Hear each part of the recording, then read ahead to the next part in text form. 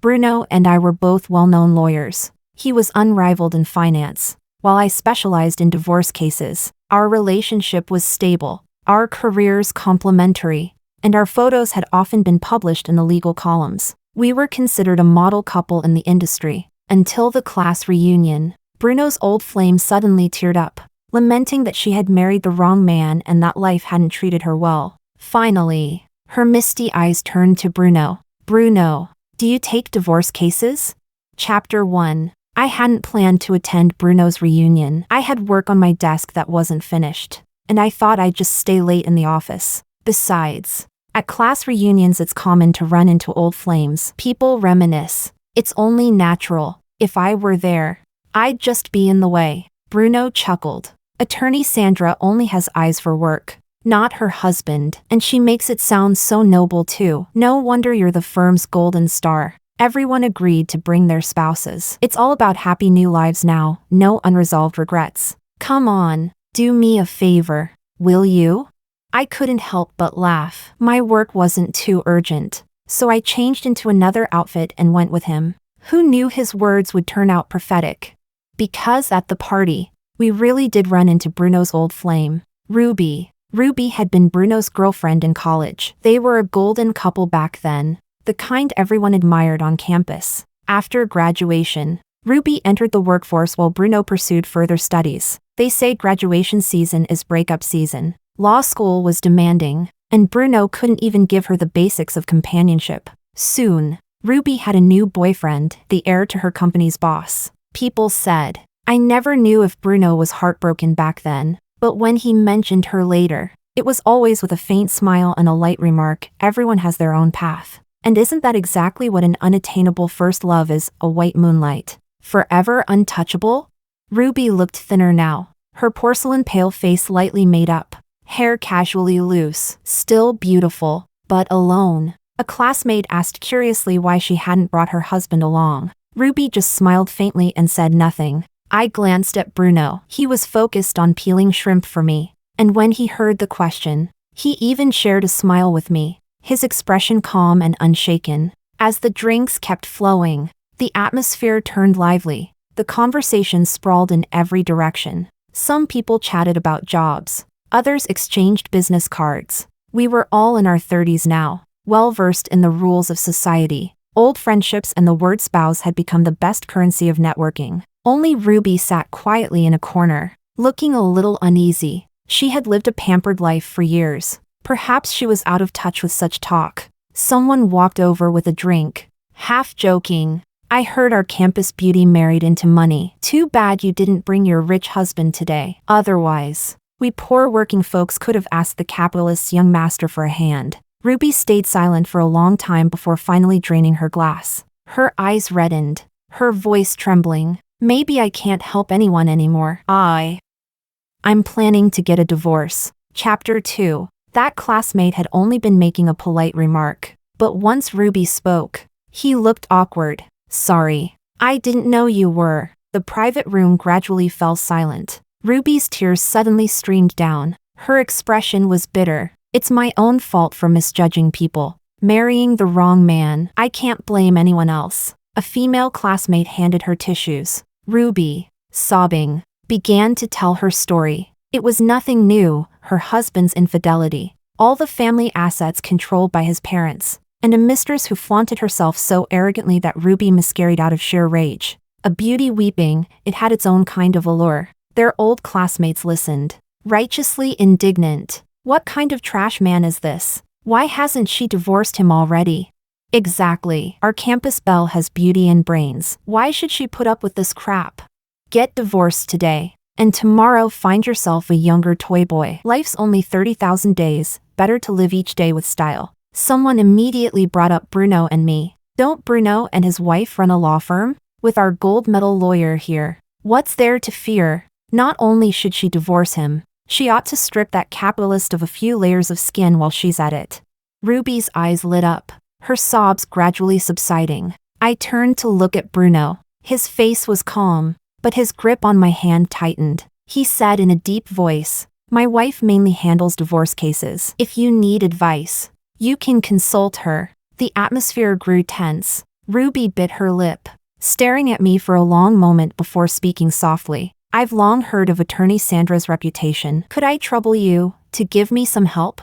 I sighed inwardly. Her situation was clear, and sadly, very typical. The sons of wealthy families might be love-struck fools, but their parents, the first generation, always stayed sharp. Nowadays, many powerful families operate like this. They may let a woman marry in and live in luxury, but they can also just as easily kick her out whenever they please. Every procedure is legal, airtight, leaving not the slightest loophole. I chose my words carefully, analyzing as objectively as I could. Legally speaking, the marital property that can be divided is almost zero, even if he's the one at fault. Ruby's mouth fell open in shock. I pointed to the rare Hermes bag sitting by her seat. Perhaps you could try to secure more valuable gifts, jewelry, designer clothes. These luxury items usually don't get counted in asset division. They're presumed to belong to the wife. Ruby's expression suddenly shifted. Her gaze bore into me, heavy and dark. So Attorney Sandra means that my youth, my devotion over the years, all I'll end up with is a few handbags? Her comprehension surprised me, but I still nodded. In elite circles, advanced legal planning is completely normal. A female classmate muttered scumbag, while another whispered regret on Ruby's behalf. Ruby ignored me, instead turning toward Bruno. Attorney Bruno, do you agree with this as well? Bruno froze, his grip on my hand tightening painfully. I had to struggle to pull free. With Bruno's professional experience, he understood her situation even more clearly than I did. Sure enough, he stayed silent. Seeing this, Ruby gave a string of cold laughs. Then she grabbed her bag and stood abruptly. Ruby, may not be as accomplished as Attorney Sandra, but I'm not so low as to trade years of love for a few handbags. Tell me, Attorney Sandra, if you're urging me to exchange love for handbags now, what's next? Would you advise me to have more children just to trade them for money? If that's the kind of strategy a so-called famous divorce lawyer gives, then I don't need it. Chapter 3. Because of Ruby's outburst, the gathering ended earlier than planned. The restaurant was a good distance from our home, nearly 20 minutes by car. Even on smooth night roads, Bruno sat silently in the passenger seat the whole way. From the corner of my eye, I glanced at him. His eyes were half closed, but his brows were deeply furrowed. It was the look he only wore when dealing with a thorny case. I understood. After all, what happened tonight would leave ripples in anyone's mind. When we got home, I went straight to the study to handle some work. Bruno didn't follow me in like he usually did. I didn't think much of it, until the sudden crash of breaking glass came from the living room. I rushed out, only to see Bruno standing in front of the wine cabinet. Red wine spilled across the floor like a crime scene. I frowned, that shaken. Really? His hand, picking up glass shards, froze. What? I said bluntly, Ruby, again. Bruno said nothing. Annoyance flickered in me. I wasn't the only one put off today. Ruby's senseless words before leaving had irritated me too. So I reminded him coldly, Bruno, I told you I didn't want to go. You were the one who insisted. And it was you who pushed Ruby to come to me. He lifted his gaze, red veins visible in his eyes. Yes, but did you really have to be so harsh? For a moment, I hesitated. Was he talking about what I'd said to Ruby, or the way I was speaking to him now? Bruno rubbed his temples, exhausted. Sandra, you're sharp and always see things clearly. You knew it was a dead end from the start. But did you ever think of Ruby as the one living it? Her failed marriage is already painful enough. Why did you have to rub salt in her wounds? He looked at me seriously. Sandra, where's your empathy? I almost laughed out of anger. Luckily, years in the profession gave me reflexes. My mouth responded before my brain. Bruno, get this straight. I'm not the one who made Ruby's marriage miserable. If you want to preach meaningless empathy, maybe teach Ruby instead what it means to make use of resources. If she'd known how to leverage what she had, she wouldn't be in this mess. And besides, when it comes to asset protection and legal planning for high-end clients, you, of all people, should understand best. What's wrong, Bruno? Did it never cross your mind that one day those very strategies might end up being used against your so-called white moonlight? His face darkened. He clearly hadn't expected me to phrase it so sharply. He opened his mouth, instinctively trying to explain, "That's not what I meant." I smirked, unable to resist mocking him. "Then what did you mean? Surely you don't believe that these days someone can walk off with half a family's fortune just because of a marriage certificate? Or that in court, you can argue that feelings and youth have a market value?" "Bruno, what exactly are you angry about?"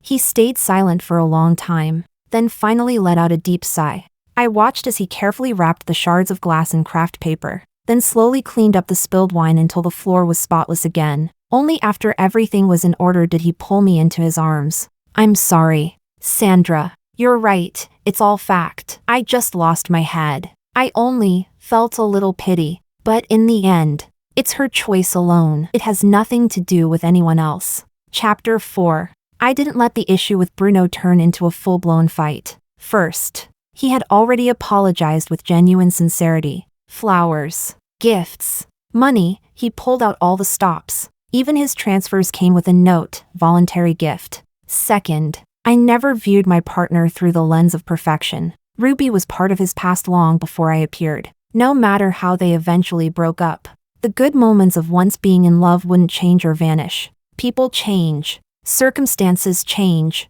but memories, over time, become priceless treasures. I allowed Bruno to keep those treasures. After all, people are emotional creatures. If it's hard to part with an old object after years of use, how much harder with someone you once shared love with?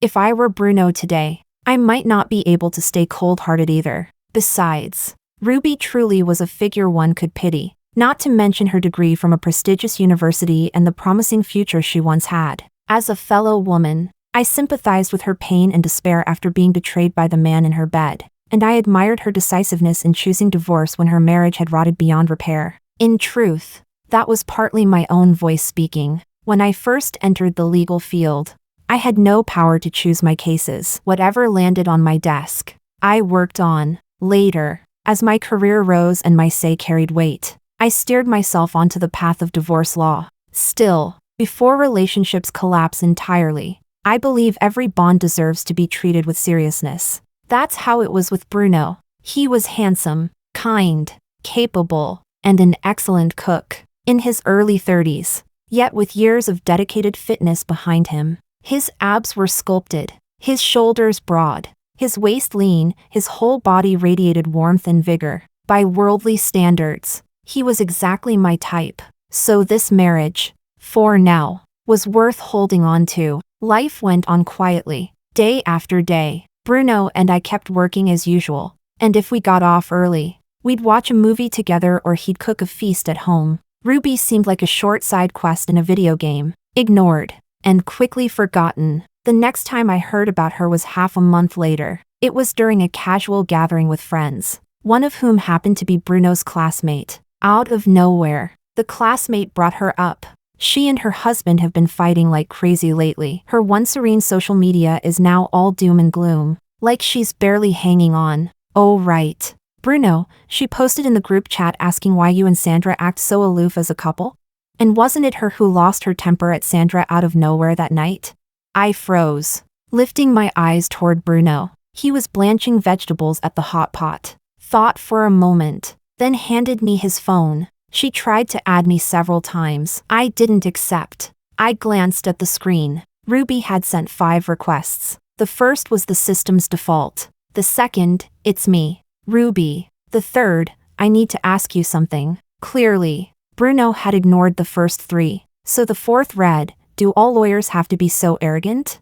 Still, Bruno hadn't accepted. The last message said, "That night was an emotional outburst. Please help me apologize to lawyer Sandra." I looked at Bruno. "You're not going to respond?" He narrowed his eyes. "No need." After a moment's thought, I typed a reply under Ruby's last request. "No need, Sandra." I thought that would close the matter. But only a few days later, our law firm welcomed an uninvited guest. Ruby. Chapter 5. A guest at the door is still a guest. There's no reason not to receive them. When I finished my meeting and returned to my office, she was standing in front of the wall of medals. That wall displayed the firm's history, introductions of our practicing attorneys, and several honorary certificates. Ruby stood with her head tilted back, scanning everything one by one. Her gaze finally stopped, fixed on one spot. It was the partners section. Bruno's photo hung in the most prominent place, with a string of awards listed under his name. I stood behind her for several minutes before she finally came back to herself. I cut straight to the point. "Miss Ruby, what brings you here today?" She curved her eyes at me in a half-smile. "Lawyer Sandra is so clever. Can't you guess my purpose?" I raised a brow. "This is a law firm, naturally. If you're here, Miss Ruby, it must be because you want to file a case. Surely you didn't just come here for sightseeing?" The smile in her eyes gradually froze. "Yes, but let me ask, are all divorce cases in this firm handled solely by you?" I leaned back in my chair, calmly studying her. She was wearing a fuchsia slip dress today, compared with her light makeup that night. The color was bold, eye-catching. Every gesture carried a strong scent of perfume. I allowed a faint smile. Divorce isn't complicated if the facts are clear and the assets straightforward. Any lawyer here can handle it. You saw that wall yourself. She locked eyes with me. "And lawyer Bruno?" I gestured toward the door. "Bruno's office is across the hall, but he's in a meeting. You'll have to wait a bit." "Thank you, Lawyer Sandra." Ruby tucked a loose strand of hair behind her ear. "But I already made an appointment at the front desk." At 4:30, Bruno returned to his office. Apparently, the front desk had notified him when he saw Ruby. His expression barely shifted. He came to me first. "Sandra, wait a bit. We'll leave at 5 sharp." I nodded.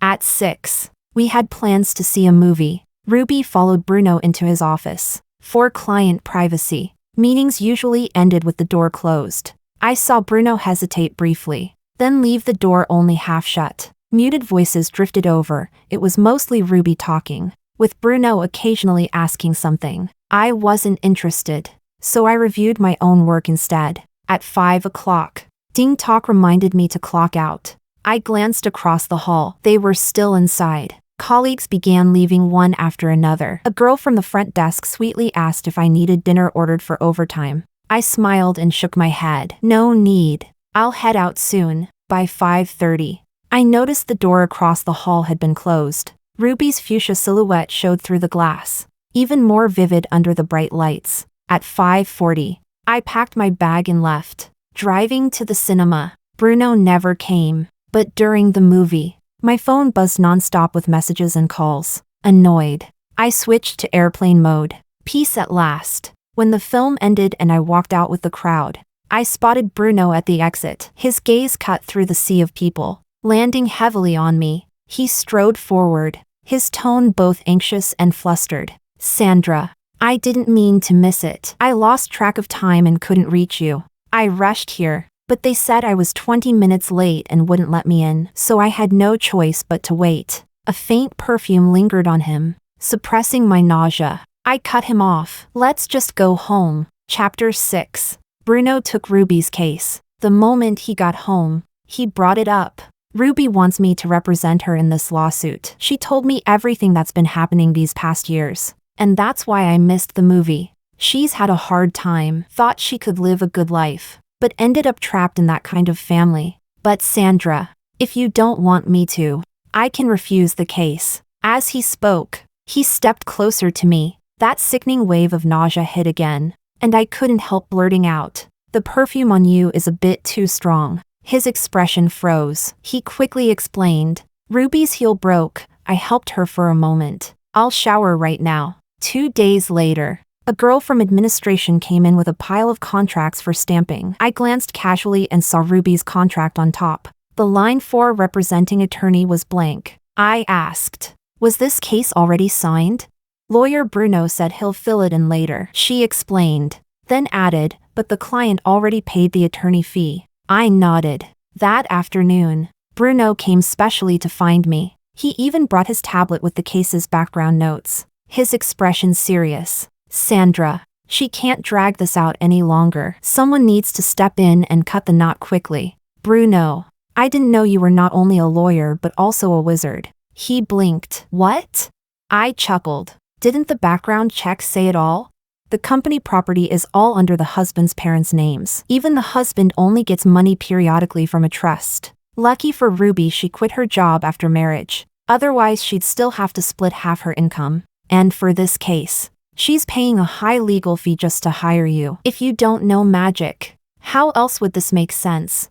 Bruno's face turned pale. He looked at me. Sandra, I haven't signed yet. If you're really unhappy about it, I can pass it to another colleague. But trust me, I know what I'm doing. I promise, it's just work. I curved my lips into a faint smile. Listen to that. From I can refuse the case at the start, to now I can pass it on to someone else. The shift speaks for itself. And of course, it first has to be confirmed that I'm the one who's really unhappy. I waved it off gently. Just a joke. Don't take it seriously. She's already paid. So sign it. Either way, it's revenue for our firm.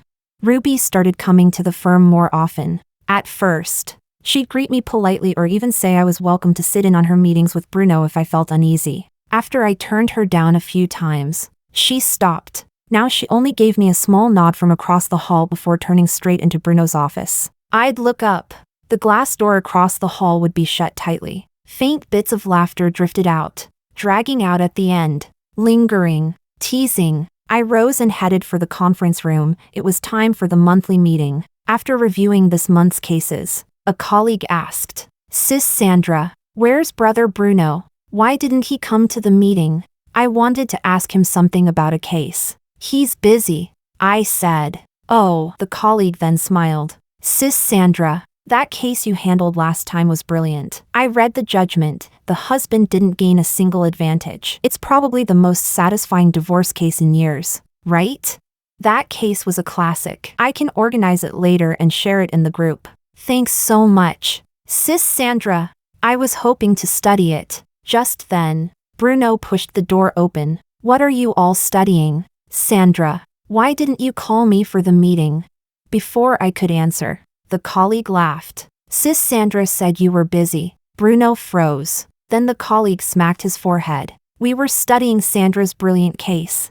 "Oh right. Brother Bruno, didn't you just take on a new divorce case? You should study with us too, you might find it useful." Bruno hesitated, then looked at me. I curved my lips. Bruno's case is on a different level. I'm afraid ours doesn't apply. Chapter 7. Ruby's case really hit a deadlock. What I didn't expect was that Bruno would actually come to me for help. We had been together for many years, and often exchanged thoughts, discussing uncertainties and brainstorming together. But since he took on Ruby's case, we hadn't had a real conversation in a long while. He was puzzled. "I read that case you posted in the group. That couple was practically enemies. How did you manage it? How did you get the husband to give up most of the property?"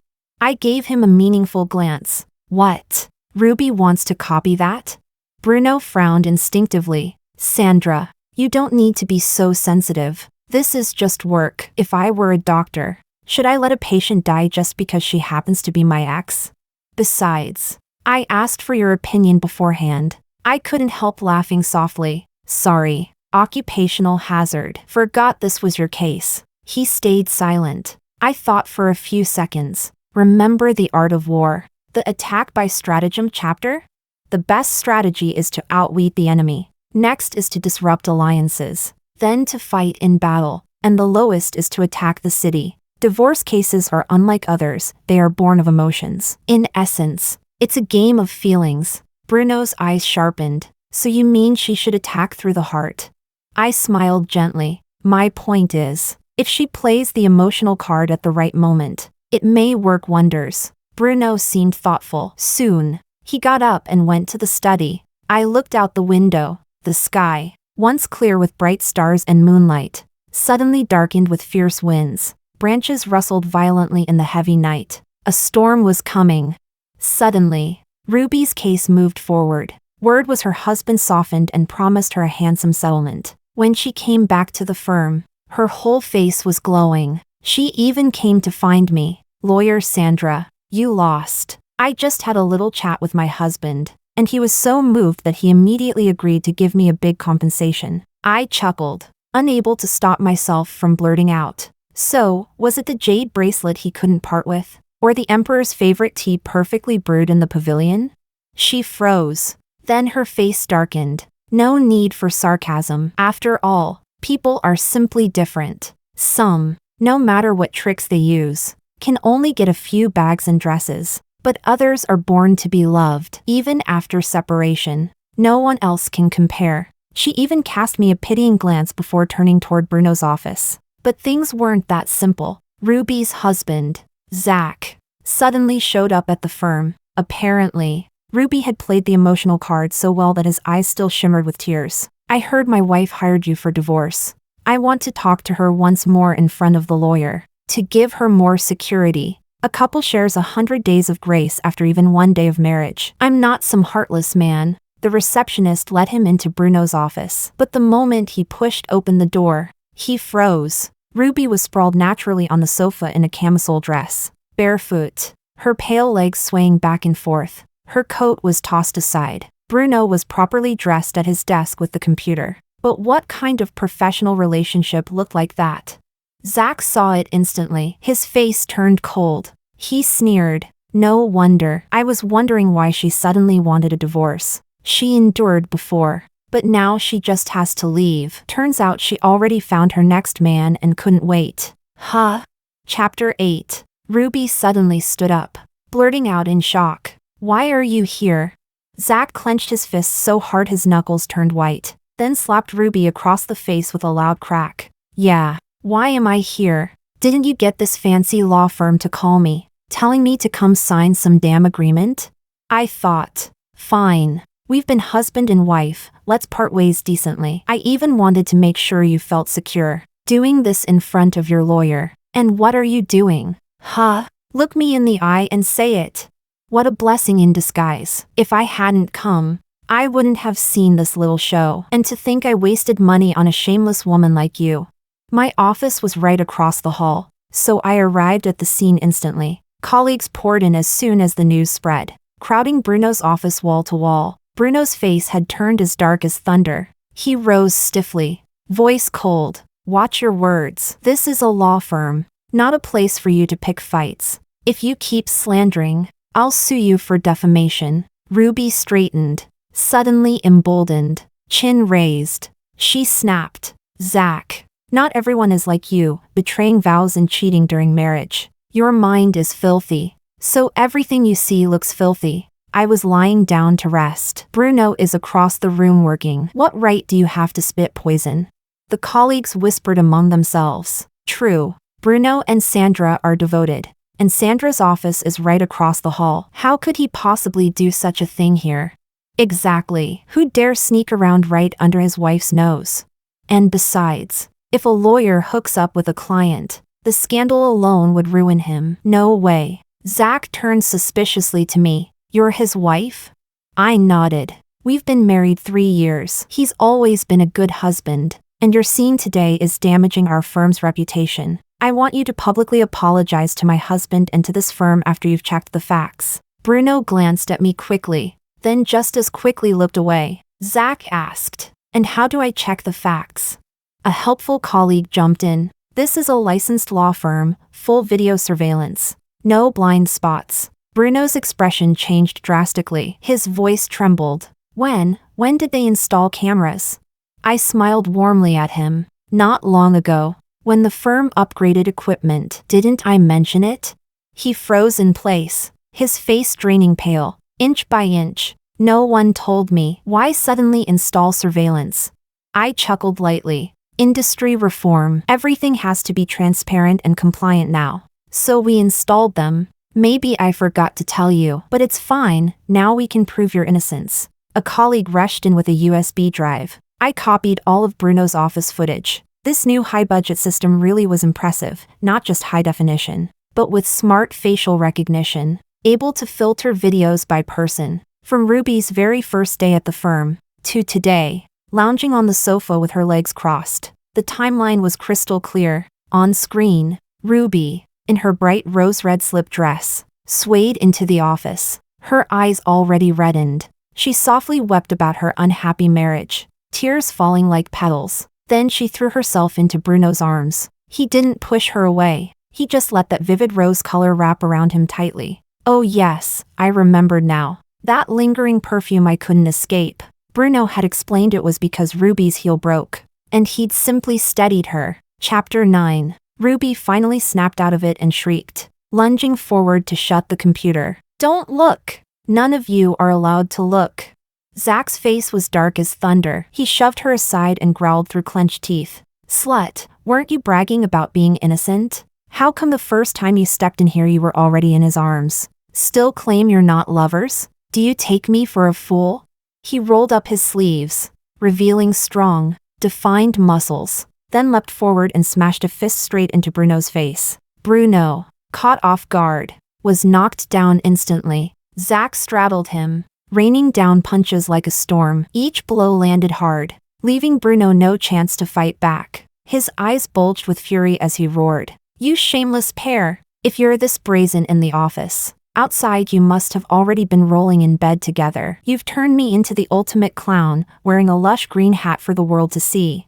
Note, green hat equals cultural slang for being cuckolded. Here adapted as ultimate clown. Made a fool of. What a respectable lawyer. You had the nerve to sue me for defamation? And you dare talk about decency? If I don't beat you both half to death today, I'll never be able to show my face again.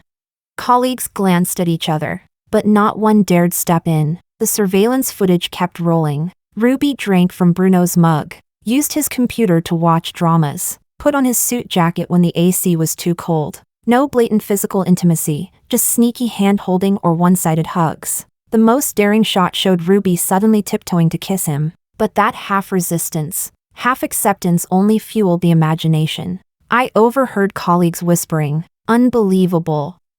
Bruno always looked so composed, but in private he's this reckless? Does it thrill him more because his wife's right across the hall? No wonder he suddenly took on that divorce case. I thought Sandra should have handled it, now I see why. Guess he couldn't hold back anymore. And look at her, clients don't normally hang around this much." Ruby collapsed on the floor, sobbing hysterically. Makeup smeared into a grotesque mess, mascara and blush streaked together, dripping with her tears. Her delicate porcelain face looked like a ruined ink painting. I stared in disbelief, biting my lip until I nearly collapsed. Then I covered my face and fled back to my own office. My colleagues sighed helplessly. Poor Sandra, she's always been kind and outstanding. And yet she had to go through this. When everyone finally intervened, Bruno's face was already swollen, bruised blue and purple, blood streaking from the corner of his lips. He staggered to his feet, forcing out, "Lay a hand on me again and I'll sue you."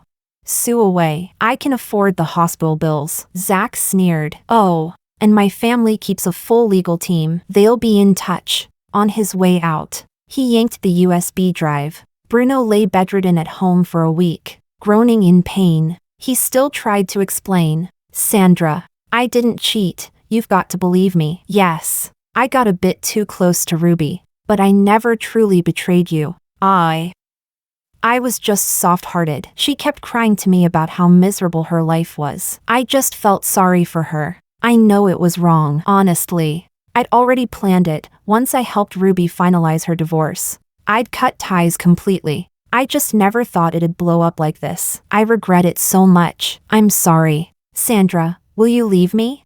But the domino effect had only begun. Zach's people moved fast. In less than a week, they clipped together every incriminating moment from the USB drive and even dug up evidence of an old fling between Ruby and Bruno. Along with a legal letter, a video surfaced online. The title screamed across the screen. Shocking! Famous top lawyer Bruno falls for married client, passion ignites. Both cheating in marriage. Domineering lawyer in love with my wealthy housewife self, old flames burn brightest. When your wife has a lawyer ex, my years trapped in a pig butchering scam. Note, pig butchering scam adapted to mean a long con of emotional and financial exploitation. I was stunned speechless. What else could I say?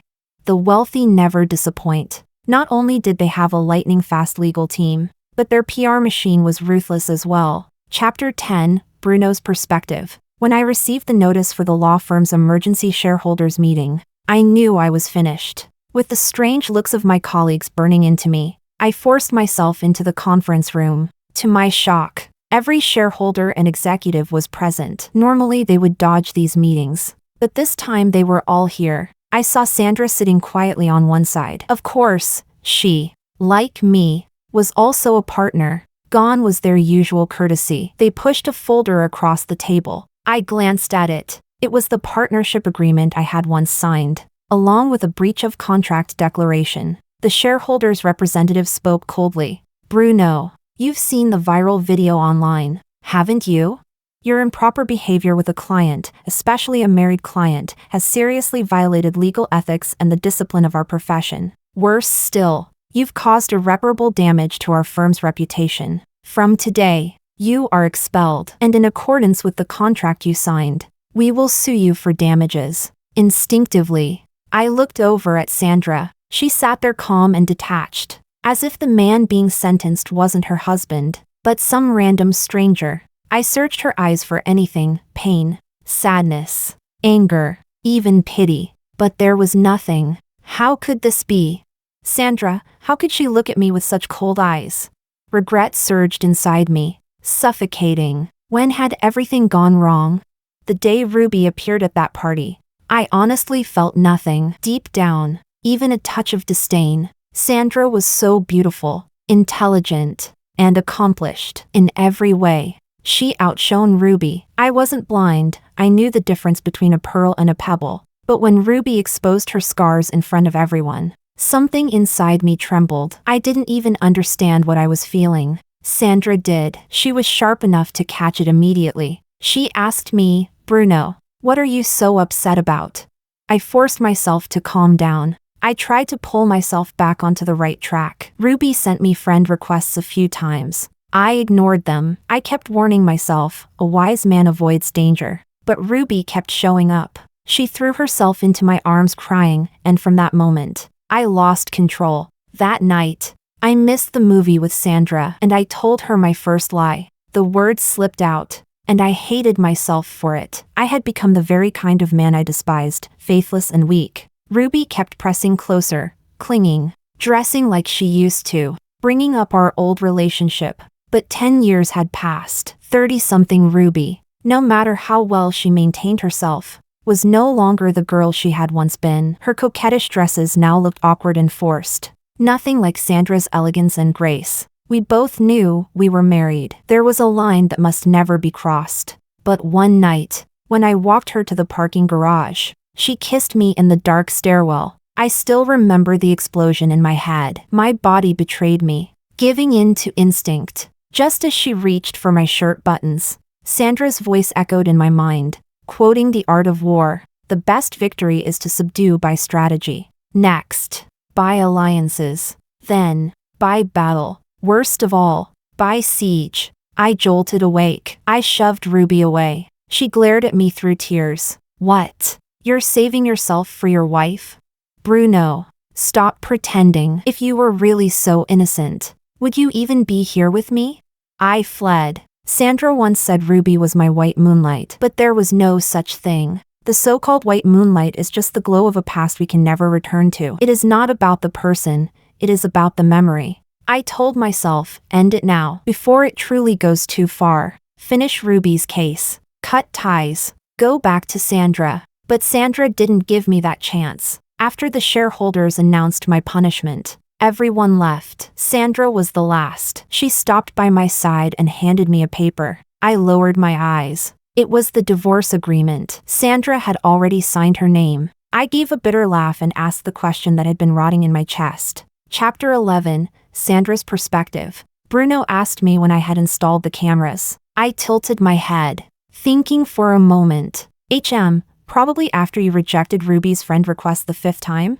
The corners of his eyes turned red, yet a mocking smile slowly curved his lips. Sandra. Oh Sandra, so you never really trusted me from the beginning. I looked into his eyes and smiled. Then tell me, Bruno, why didn't you dare accept Ruby's friend request?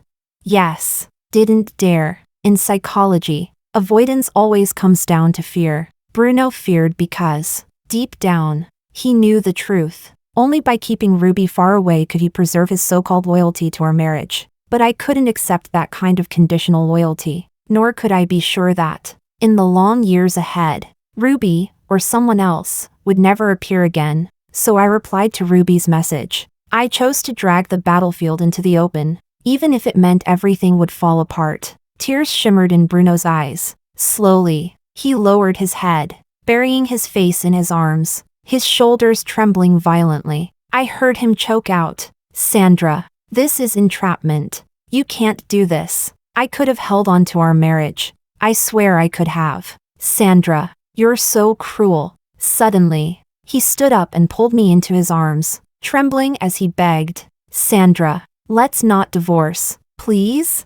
I'll listen to you from now on. I'll never make mistakes again. Please, give me one more chance. And I really didn't betray you. I never slept with her. I stayed faithful. Didn't we talk about having a child? A son, a daughter? It doesn't matter. We could live as a family of 3. I couldn't hold back anymore." My hand whipped across his face. "What? Do you think I'm cheap? Do you really believe something has to rot and stink before you throw it away? Sign the agreement or don't. It doesn't matter. Filing the lawsuit will be effortless either way." What came after was simple, just procedure. Because of our line of work, Bruno and I had signed a detailed prenuptial agreement. Financially, we had always kept things separate. So in the end, the division was surprisingly clean. Bruno knew it too. It didn't take long before he signed. The only asset without notarization was the house we lived in. He had paid for it, but the deed carried only my name. I suggested selling it and discussing how to divide the money, but he simply left it to me. "Sandra, in the end, I'm the one who hurt you. I'm not as heartless as you. Leaving you with more is the least I can do." I didn't refuse. I wasn't Ruby, when guilt could still be cashed in for hard money. I wasn't about to act lofty and walk away from it. On the day we picked up the divorce certificate from the registry, he suddenly called after me, "Sandra, don't you think, if we had never gone to that party, things would have been better? We would still be fine, 3 meals a day, living life steadily, maybe even having a child. No messy outsiders. Wouldn't that have been good?" I started the car. There are no ifs. Chapter 12, Sandra's Perspective. Later, my colleagues gossiped with me about what happened afterward. Bruno, of course, was fired from the law firm, and because the short video went viral, the scandal spread everywhere, his reputation completely ruined. No law firm was willing to take him in anymore. It was understandable. In every industry, reputation matters. With a record like his, no matter how capable he might be, people worried he could end up stabbing them in the back someday. I had seen the penalty clause myself. With Bruno's years of income, it wasn't exactly astronomical. With his savings and maybe 3 to 5 more years of steady work, he could have paid it off. But after the scandal, his income collapsed. Who knew how long it would take him to pay back the remaining penalty now? One colleague sighed. "Bruno really had talent. What a pity. Do you know how many years of study it takes just to get into this field? Then years more to build a client base. To build cases? Now it's all gone. No money, no job, no future. Decades of effort ruined. Oh, and that woman? Even worse." I tilted my head, listening. My colleague scoffed. She was about to get a huge divorce payout and live it up as a rich single lady. But the wealthy family had their pride. They kicked her straight to the curb. She walked away with nothing. Forget about her rotating collection of luxury handbags. Rumor has it she didn't even get to take a single decent dress. TSK. But honestly, I think the rich were merciful. As angry as they were, with their means, the fact they didn't saddle her with debts was already them being lenient. I thought for a moment, so now they're both single. I suppose that clears the way for them to be together. My colleague burst out laughing even harder. "Oh, Sandra, you don't know the best part. The day Bruno left, that woman came looking for him, bawling her eyes out, begging him to take responsibility. I swear, I'd never seen attorney Bruno look so terrifying. He used to be the perfect gentleman, but that day he looked like a demon from hell. He slapped her right across the face and cursed her for being cheap, said she was already a wreck, and still trying to drag others down with her. The woman was stunned. Hair all messy like a madwoman. A real dogfight. It was ugly. I even have a video I secretly recorded that day. "Sandra, want to see it?" I couldn't help but tease her. You seem more invested in them than I ever was. She waved her hand. Come on, life's hard enough. If there's free drama, why not watch? For a moment, I had to admit, she made sense. So I chuckled. Well then, what if tonight there's free dinner? Do you want in? She cheered and immediately ran out into the office area, shouting loudly, Sandra's treating us to dinner tonight. Hurry before it's too late.